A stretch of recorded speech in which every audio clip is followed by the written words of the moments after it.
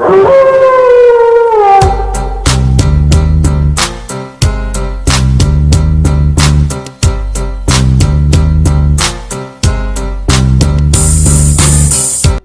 up, y'all heard what I said, Russell Paul, Diesel Detail, and Darren, they don't want none. Here to go over the fiasco known as a premium live event on Peacock, WWE's Elimination Chamber, live from the world's largest dome in Jeddah, Saudi Arabia.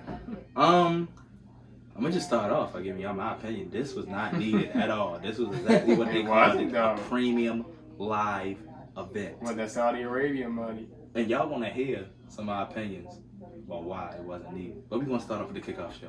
It was the most must-see WWE superstar in history, The Miz, going up against the GOAT, the greatest little big man of all time, Rey Mysterio.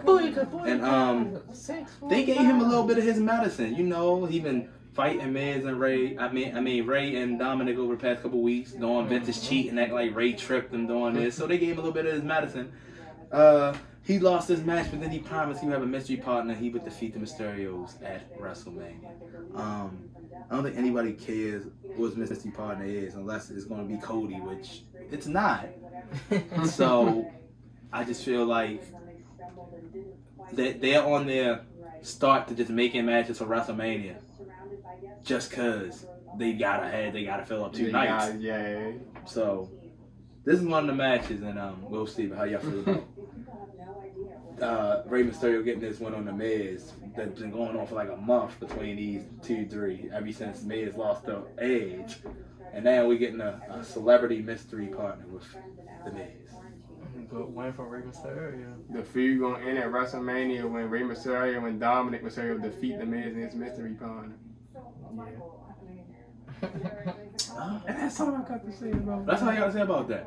But they started off the show and they had to get this out the way because Can't wait all the way to the end. can't wait to, you know, it'd have been past his bedtime. It'd It'd have been past his bedtime by then. But for the Universal Championship, it was the head of the table. It was the tribal chief. 530 plus. It was the Universal Champion at 536 days and counting. Wow. Defended it against the WWE Hall of Famer, the guy that just keeps skipping line. He doesn't get any number one contender matches. You want that Saudi Arabia money? He'll lose a title match, fight a regular person, beat him, and then get in a title match again.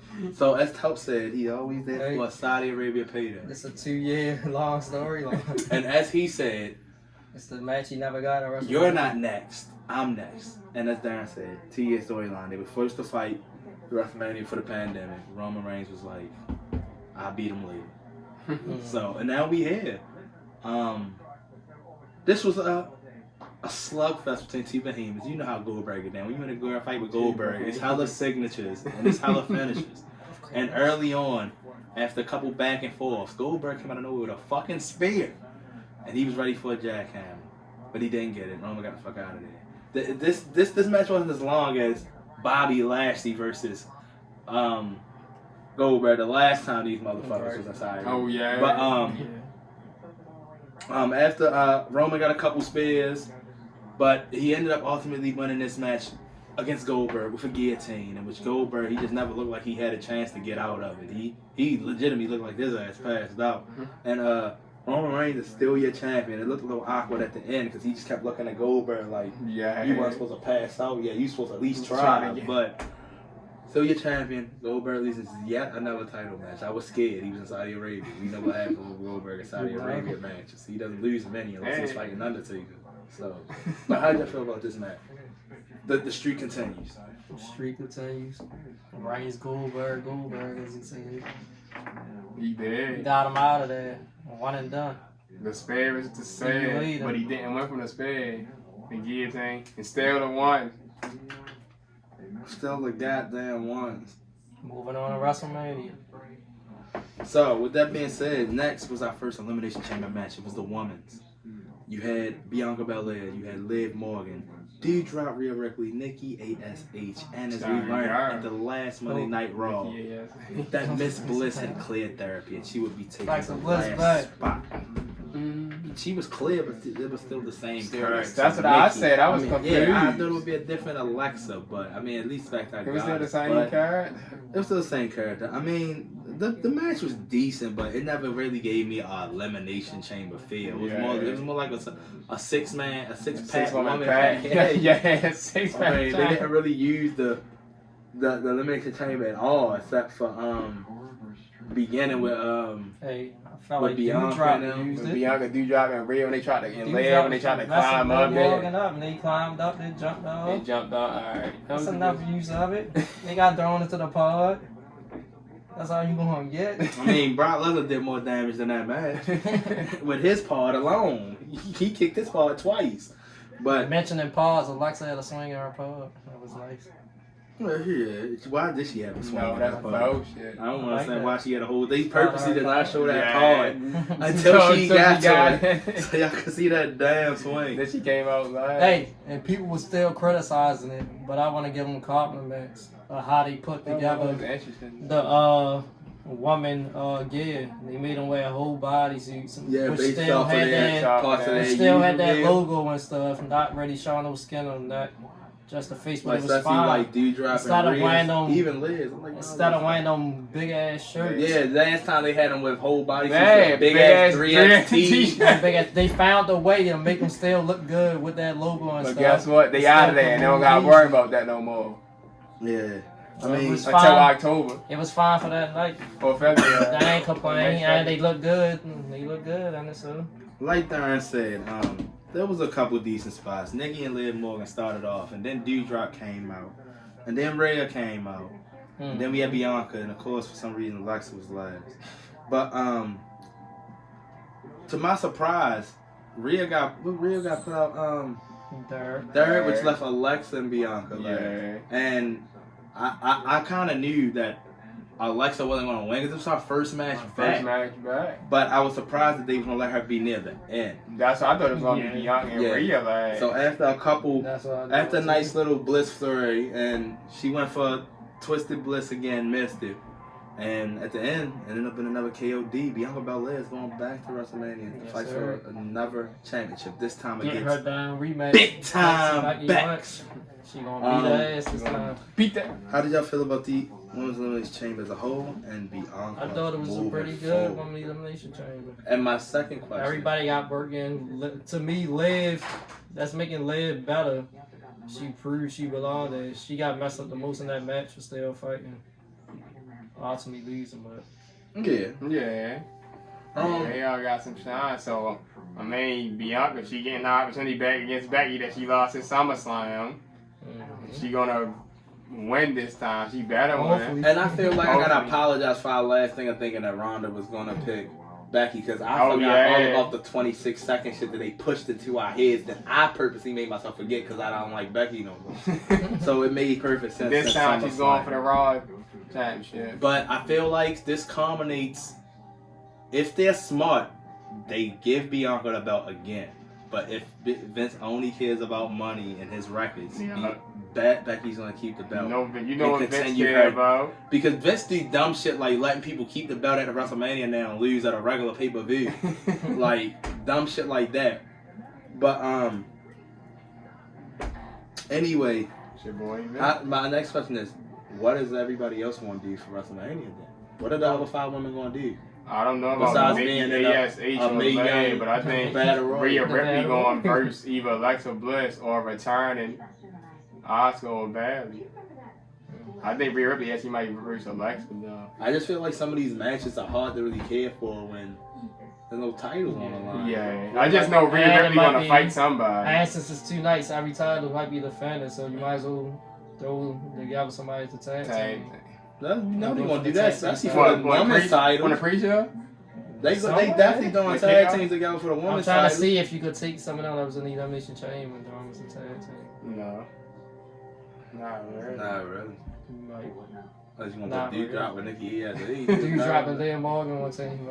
But our next match, this would have started. Now the pay-per-view is about to start getting ugly. Now our next match was a tag team match, and it was Ronda Rousey and Naomi versus your SmackDown Women's Feel the Champion, glow. the Queen, Hey man, Naomi was the star of the match, though. Charlotte Flair, and WWE official Sonya Deville. As Self said, Naomi was getting busy. Now, this match had the stipulation after they had to edit SmackDown that Ronda Rousey would fight with one hand tied behind her back. Ladies and gentlemen, I'll let you know that for 98% of this match, The arm was Ronda not tied behind Rousey the back. arm was not behind her It was back. right It was here. literally just tied to the side. was tied and I'm right- here to let you know there's a big difference It ain't her between fault. having your arm tied They on should the have side. actually tied it. No, because what made it worse was certain parts during a match, like near the end, Ronda would put She her would I put know, her I arm said back. It was It's supposed to be actually tied behind it the was back. behind her back to stop, but then when she went down on the ground, all of a sudden when she got back up, it was on the side. That's Because Rudy. it That's was never Rudy. That's tied. Rudy fought for not She tied. just left it in tied place like that. until it had to appear that it wasn't. Well, Her go arm ask was not- Rudy why he didn't tie it. It was a horrible. It just looked bad for you to even add a Add the stipulation stipulation that to you the had to in the first place because of adding in the situation, and then not go through with the stipulation all the way. Like she clearly could do a lot with Everything. her arm right here, just because she couldn't lift it. It's a lot between your arm and back here and being on the side. I'm just saying, especially when you've been locked up. I'm just, but this match, Ronda Rousey and Naomi, they got the big win, and they let, as always, Charlotte not want to take the pin. She on the outside like this. She let Sonya take the phony ass submission and the quick tap out. And The 3 second let them look good ending it off. So, how do y'all feel about this match and the incoming Ronda Rousey versus Charlotte Flair? That tag team match was a long time coming. Naomi still getting her revenge on Sonya. And even Ronda getting revenge on Sonya too. And just getting ready for WrestleMania against Charlotte. Yeah, it's a good way for them to get some shine on a card. Like you said, showcasing them two, Ron and Charlotte Flair. Yeah, let Naomi get her shot after getting done. Yeah. Now, one of the bright spots of this fucking pay-per-view was a Falls Count Anywhere match between the Scottish Warrior Drew McIntyre and Madcap Martin. Boys. Now, in typical cheating fashion, they banked them from behind to start the match. And it was a good match. The scary part was I know damn well something wrong with Madcap Martin's neck. Because that's Alabama. He said he was fine at the He fell right on his neck. And he might, like I said, he's good now because he's a young bull. But that shit gonna affect them later on in life because he got some shit pushed in. There's some bones touching some other bones. Brian Corbin face, even you saw Brian Corbin face when he did. But he got back up, kicked out, continued to match, ass whooping continued. And with a sword in his hand at the end. What a claymore. 1, 2, 3. And that match with Madcap Moss actually looked good. And the point where Drew McIntyre had to give him credit. And Drew McIntyre actually gave him credit. You're going to be good. As long as you get away from this motherfucker. We know it's going to be Drew and Bryan at WrestleMania. This is another rematch. It's like the third time they fought. I know it's going to be a Drew McIntyre and Brian Corbin rematch at WrestleMania. Yeah, you already know. Fight. That's not a rematch. Yeah, he fight Corbin. Yes, he did. He fought them in the tags and he fought them in the handicaps. No, he didn't fight one-on-one. See, that's why Fall Count Anywhere match is my favorite match. Look, and Madcap Moss have been getting pushed since like the beginning of the year. Really. Yeah. He even been looking decent. Yeah, he's been winning people. But again, this is another top tier talent who's stuck in a match with a guy who's Vince trying to push Baron Corbin, and they're fighting for no reason at all at WrestleMania. This is supposed to be a marquee matchup, but when you ain't got no belts and then you putting belts against belts, yeah, champion. Shit don't look too cool.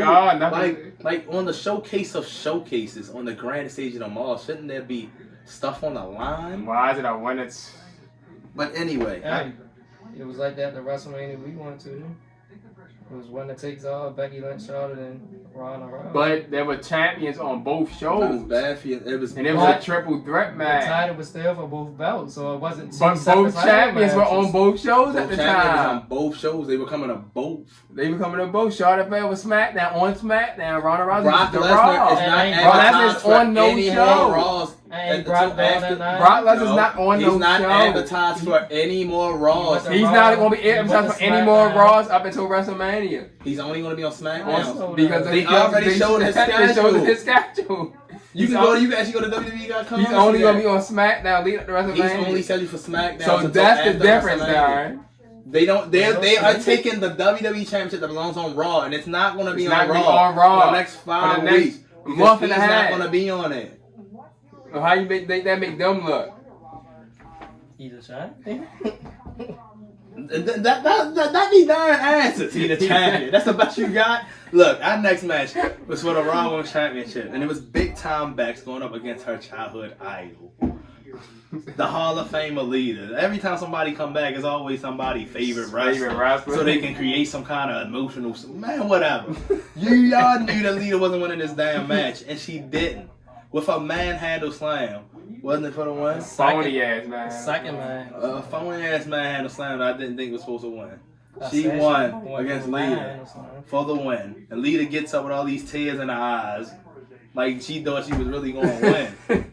Hey man, to me it was a good match. Lita hung in. No, it was a good match. It was a good match. You just knew who was going to win the match. Sometimes the predictability of the ending takes away from me actually caring about the good match. You care about the match because you know who's going to win automatically.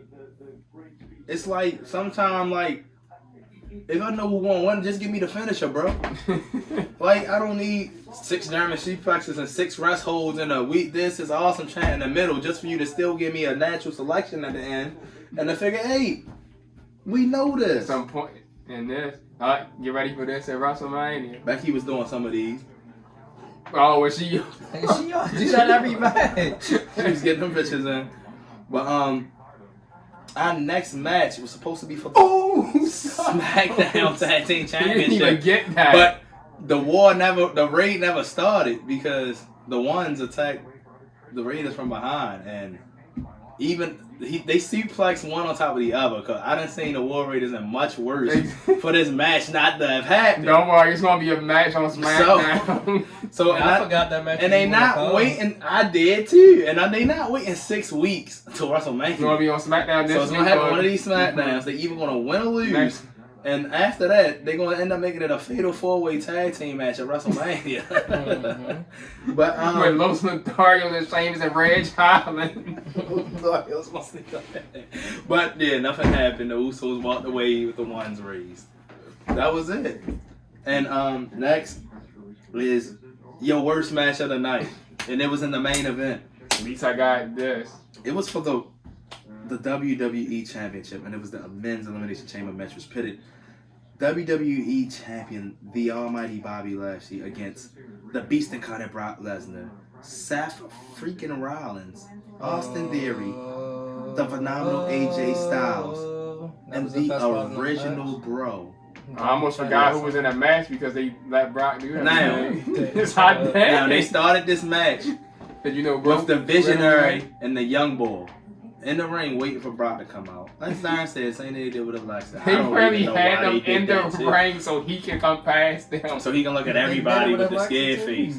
But I mean, that she was returning though, so I can see that. And then that don't mean she had to come out. I never noticed. I did notice that Bobby Lashley hadn't fought since Royal Rumble, but I didn't know he was hurt until they said it. Like, until I read about it the day before. So why even had him win the title? So any other time, like, come on, man. We didn't even know Samoa Joe was hurt, but we knew the nigga relinquished the title. So now y'all just hiding injuries for 3 weeks. Know the nigga was hurt when he was hurt. Y'all knew he was hurt when Brock Lesnar German suplex retaliated the German suplex the same way he retaliated with that hard ass punch on Braun Strowman at one match. Like, he mad when niggas do hard moves to him, but every move he do is hard. Like, I don't get it. So you throw Bobby Lashley purposely on his shoulder. I knew that shit looked like it was dislocated or hurt or something, but Bobby kept on going in the match. But I knew something was wrong, so instead of vacating the title like you usually do, you let him get hurt even more. He could have possibly got a concussion. Anything could have happened in that actual part where Austin Theory, 250-pound body, got thrown into him through a fucking glass door, in which his head then hit the black part of it. It just was stupid for that to even be the scenario. You bring all these people in the ring to give them out, and then you still make Bobby Lashley shit go off. Brock Lesnar get mad that he ain't next and break his shit, and then the whole match only lasts another 5 minutes. Because Brock does everything. You mean to tell me that a man that has been Literally in the main event picture for the last 6 months, Seth freaking Rollins is the first nigga eliminated. A person that's phenomenal. The fastest Grand Slam champion in WWE history. Eliminated in seconds. We're left to the person we're left with Brock is the person we see with Vince McMahon every week. How coincidental is that, darn? Like this was the everything for was all of set that. Just for Brock to get the belt back. 17, 18 days after he lost it, darn. It's Brock Lesnar. And as Darren said, that's Brock Lesnar. As you heard Darren say, how y'all feel about that match? It's Brock Lesnar. How I feel about it? That's bullshit, the bro. That's bullshit. Hope Austin Theory, y'all.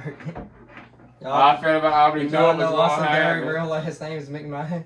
No, it's not. Not the way they spell it, but it's McMahon. So here's one of Vince's illegitimate children. He just changed the last name. It's like MC. No, B. Austin McMahon. No. That's your kid. That's your great nephew. That was one of your bitches. One of them bitches he was fucking outside of Linda. Probably his great nephew. Hey, nephew. Yeah, nephew. Did you know we're related? How did y'all feel about the Elimination Chamber pay-per-view? It wasn't needed. I'm gonna be honest. It was Effie. I'm gonna be honest. NXT Vengeance Day was better than Elimination It was, no. Impact No Surrender was better than Elimination Chamber. Definitely. The episode of Rampage with Jay White versus Trent Beretta was better than Elimination Chamber. A taped episode of Ring of Honor from 2 years ago probably was better than Elimination Chamber. It was no need for it. Like, you gave us shit that made no sense right at the Royal Rumble. Like, and there's people I don't really agree with shit on their wrestling pages that I couldn't deny. Like, why is Ronda Rousey back? And she picking Charlotte, okay. But all these hard-ass working women like Liv Morgan who deserve a shot. Alexa Bliss, Bianca in Elimination Chamber matches. And we just think Lita gonna beat Becky. Let you go to WrestleMania. So that already wasn't believable. Yeah, I heard. There was no way that Ronda Rousey in her first match back, mind you, the bitch only lost one match in her career, is gonna lose her first match back. I don't give a fuck if it was God and them, themselves in the match. Ronda Rousey was winning, predictable. I didn't know who was gonna win the Elimination Chamber match, so I like that. You knew Madcap Moss wasn't gonna win Drew McIntyre. I was legitimately scared for Roman because it was inside Raymond, but it is a tribal chief. And there was no way anybody but Roman was what Brock was winning the Elimination Chamber. So out of 6 matches, at least 4 of them was predictable. And the ending. Because there was no way Madcap was winning. There was no way Becky was losing. There was no way Brock was losing. It's like some shit like, wow. 3 right there. And then one of the matches that could have been good, you didn't even give it to me. You had niggas get beat up. It could have been a good match. Like, this was just a premium episode of Raw. Without the talk. Yeah. Without the interviews and the Miz TV. You just want this Saudi Arabia money. You know they like everything over there. But I ain't got nothing else, man. I'm sick of these motherfuckers. If they ain't got no special before then, I'll see y'all niggas. We talk to y'all WrestleMania about these niggas. We'll see y'all WrestleMania. It's a lot of good ass wrestling coming up. That's be up until WrestleMania. That's what I'm looking forward to. Sure. We'll see y'all for NXT Stand and Deliver WrestleMania. That's for WWE. And we gone. God damn it.